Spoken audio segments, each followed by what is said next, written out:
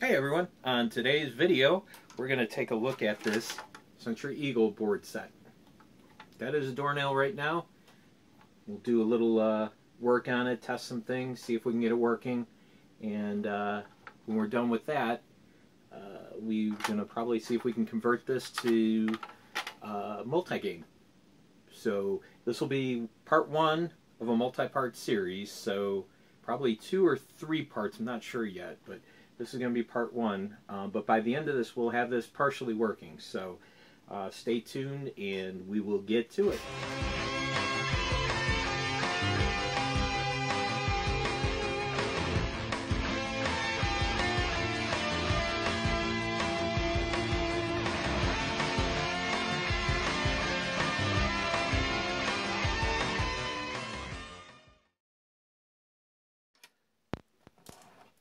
So the first thing it says to check is the pins at 3A, 4A, 5A, and 6A. There's a clock circuit on pin 2.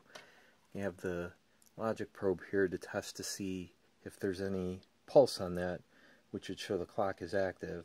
And right now, can't see it here. Let me slide it up a little bit. Pin 2 here. Nothing. Pin 2 on 4A, nothing. Pin 2 on 5A is stuck low. Pin 2 on 6A is stuck low.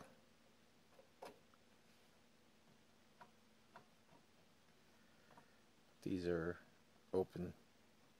Nothing's going through here. So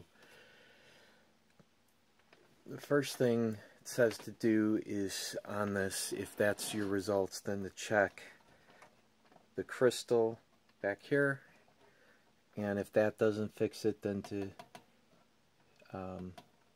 replace chip at 1E, this 74 LS368. So that's where we'll start. Okay, right here you kind of see it focus. It's 18.432 crystal, and there's a replacement right there. Now it's just a matter of desoldering the old one and soldering the new one back in. Okay, so we've replaced the crystal here and the IC chip here. So let's go ahead and put the board back on, plug it in, and see what we get.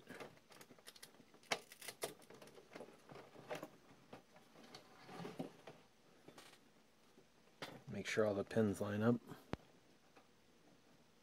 Oh.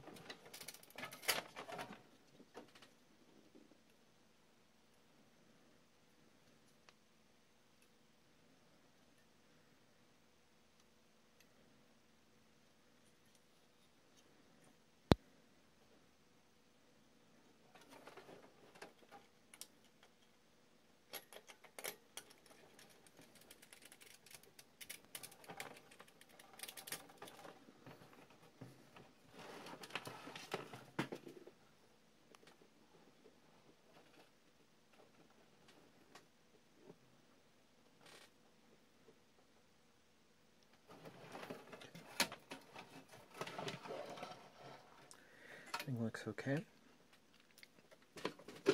Plug it in. See if we get any kind of activity.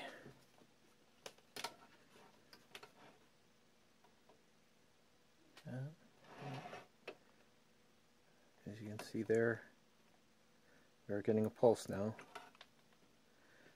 Check these ICs at the bottom.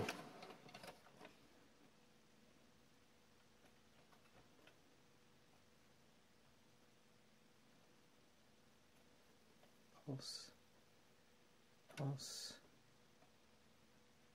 no pulse, and no pulse. Okay, I've checked these two, what's going into these two chips. They may be bad, maybe something leading into them. We'll take a further look and go from there. Okay, so we removed the ICs at 5A and 6A and cleaned up around there because there was a lot of corrosion. That just give it a quick once over. We'll do the same on the back side here. There's a lot of corrosion on it as well. And then we'll install our replacement ICs.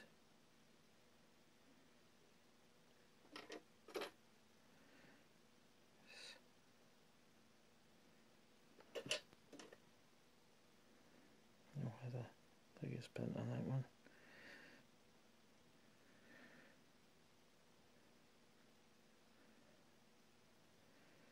'74 LS 161s. You can't really see it, I don't think, but yeah. So we'll put those in, solder them in, and see what happens. So I had tested the 7474 at position D2, and one thing I noticed was that I was supposed to be getting on pin 1, I was getting no signal at all. So I traced it back, and it goes back to, it's connected to pin 9 on A1 and B1, these 74 LS 164s. Same signal were tied in, and they were also coming up blank, nothing. So I traced both of those for continuity all the way back to the ribbon cable, and also looked at the schematic and found out that that gets the pin 9 and traced it all the way back on the other side of the board. It traces all the way back to what was it, 9N? Yeah, 9N. Looks like pin 9 on 9N. So I found out, checked it on pin 9 on 9N, and I was getting a low on the logic probe. So I traced that all the way back on the other side of the board to the ribbon cable, and that checked out. So then I tested the ribbon cable, or I pulled the ribbon cable, I should say, and I don't know if you can see or not, but I don't think that's supposed to be green. Either way, I mean, it's in pretty grim shape.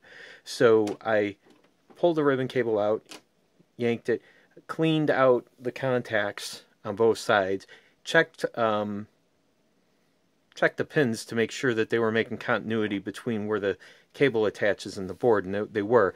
I reflowed the solder on them anyway, just to be on the safe side. And then I had another ribbon cable, so I just replaced it, and now I am getting a reading on that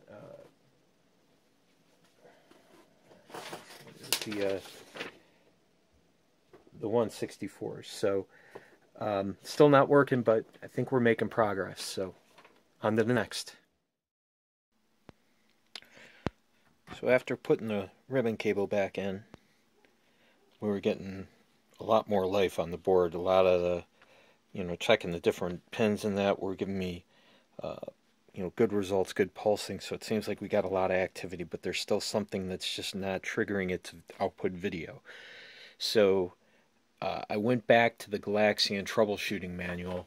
I don't know if you can see it here. One of the first things we did was check line pins 3A, 4A, 5A, and 6A, and those ended up checking out.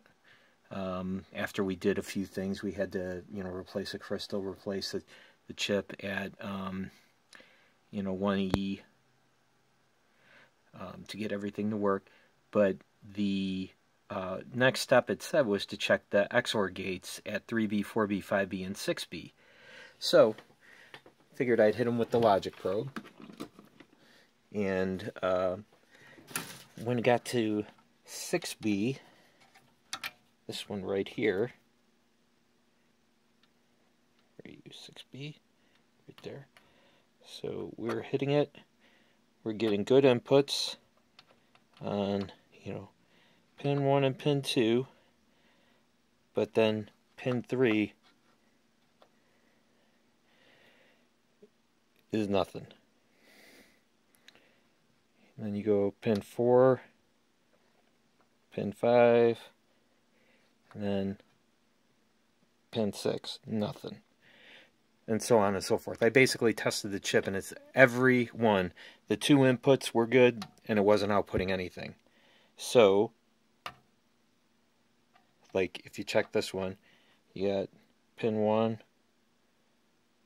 you got activity there, pin 2, low, pin 3, low.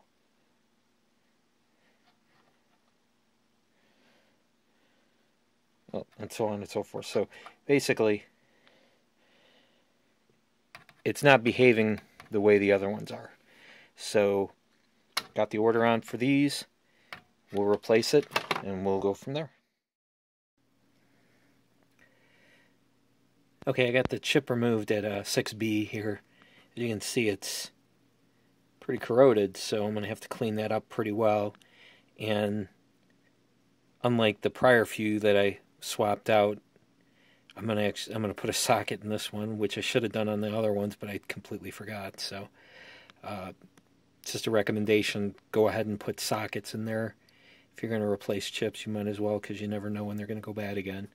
So we'll put the socket in, the new chip in, and we'll go from there.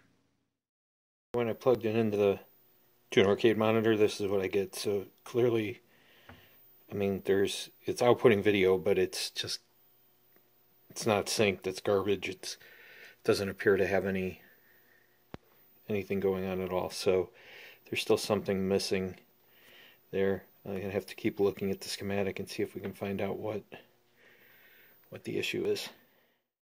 So I was looking at the schematic in the sync area here, and I was just tracing things back, and I found on